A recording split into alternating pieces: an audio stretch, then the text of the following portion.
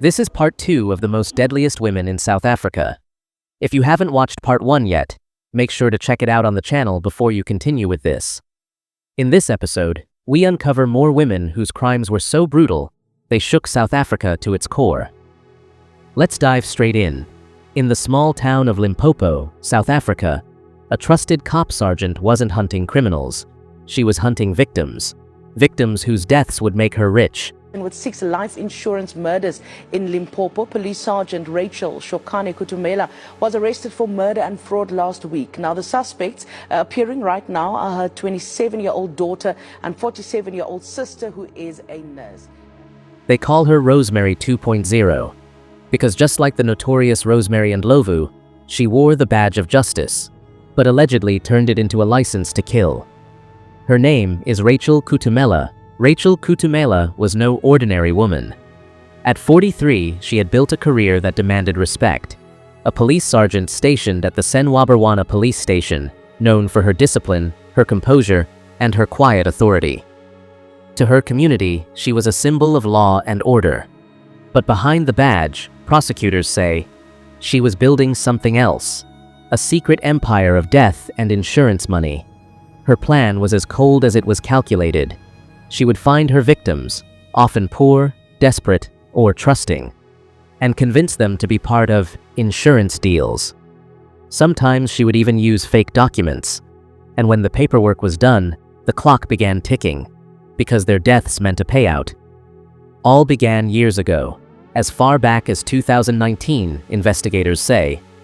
Rachel and her co-accused, her own sister, Anna Shokane, and daughter, Flora Shokane, allegedly set up a web of insurance policies worth millions, policies that named them as beneficiaries, and other innocent people as the insured. They took out life, funeral, and accidental death policies. Then one by one, those insured people began to die, in mysterious and horrific ways. Rachel Kutumela and her accomplices, accused of murdering 6 people between 2019 and 2024 for insurance fraud, all of whom she targeted from destitute and disadvantaged backgrounds, claiming at least 10 million rand from funeral cost insurance and life policies she had taken out in their names. Each time, Rachel or her relatives would walk into an insurance office with all the right paperwork, grieving faces, and a story. Each time, the payout followed, sometimes hundreds of thousands of rand, sometimes millions. But greed has a way of leaving fingerprints. Insurance companies began noticing patterns. Too many claims linked to the same names, the same relatives, and strangely, a police officer always connected somehow. Then came the tip-off that cracked the case. Investigators were alerted about multiple deaths insured under the same policy numbers, and all the claims pointed back to one person, Sergeant Rachel Kutumela. The Hawks and SAPS Internal Crime Unit opened a quiet investigation. What they uncovered, according to reports, was a chilling trail of forged signatures, fake death certificates, and staged crime scenes. And when they were sure, they made their move. One morning, while Rachel was on duty, officers from the Hawks walked into the Senwabirwana police station. In front of her colleagues, she was handcuffed, accused of multiple murders, fraud, and money laundering. Not long after, her sister Anna and daughter Flora were also arrested. Together, the 3 were accused of killing for insurance payouts worth over 10 million rand. The community was stunned. How could a woman trained to protect life be accused of trading it for cash? In court, Rachel appeared calm, composed, almost emotionless.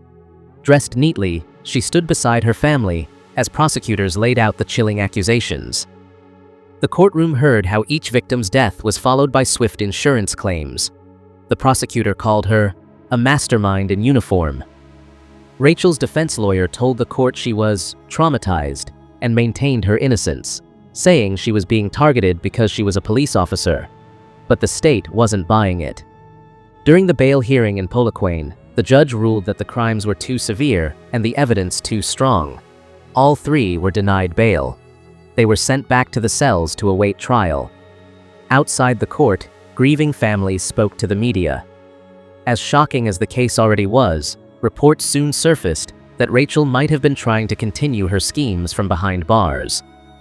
According to a source cited by news outlets, she allegedly tried to get others to sign new insurance policies, even while awaiting trial, proving just how deep her obsession with money and control had become.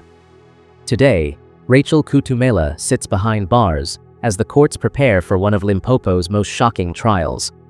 The state claims she masterminded a murder-for-money network that used her police experience to hide her crimes. If found guilty, she could spend the rest of her life in prison. Her case has become a national symbol of how greed and power can turn even the trusted into the dangerous. But Rachel Kutumela wasn't the only woman whose actions left South Africa in disbelief. While her story unfolded in the streets of Limpopo, another horror was brewing in a quiet northwest village, a story so twisted it tore an entire family apart. Our next deadliest woman is a daughter-turned-killer who turned her home into a crime scene.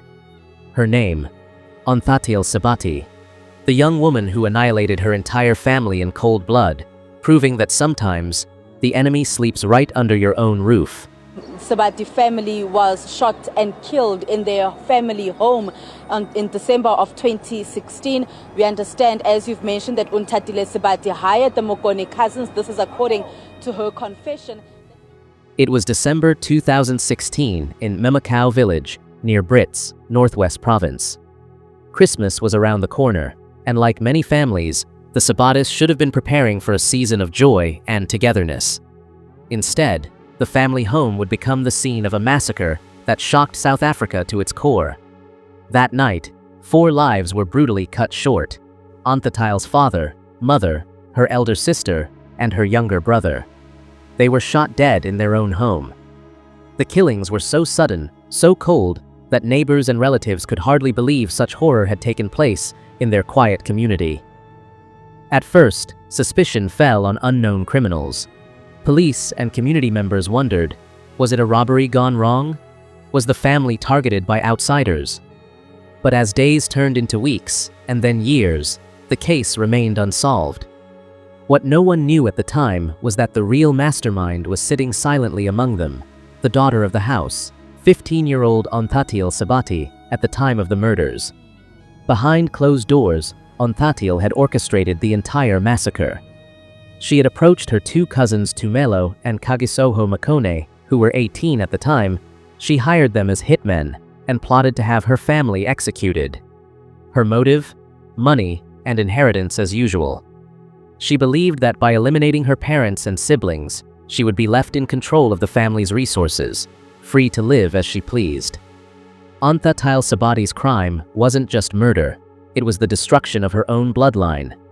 Her father, Solomon Lucky Sebati, was a respected police officer, a man who dedicated his life to serving and protecting others.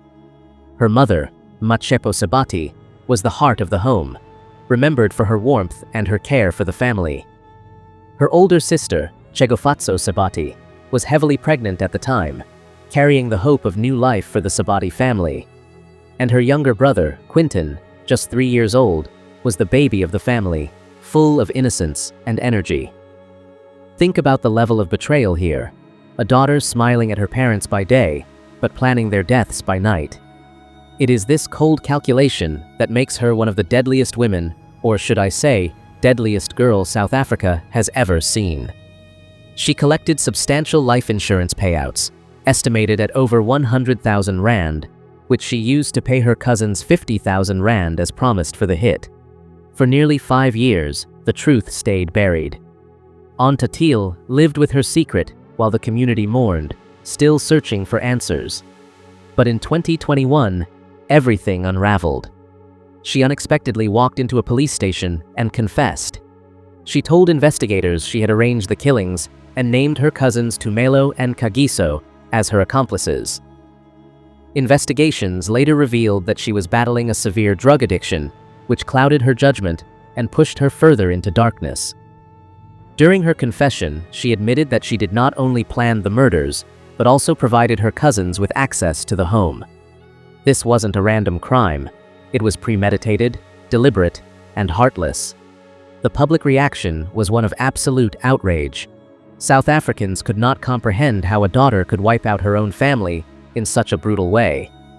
The story dominated headlines, sparking debates about greed, morality, and the darkness that sometimes hides behind an innocent face.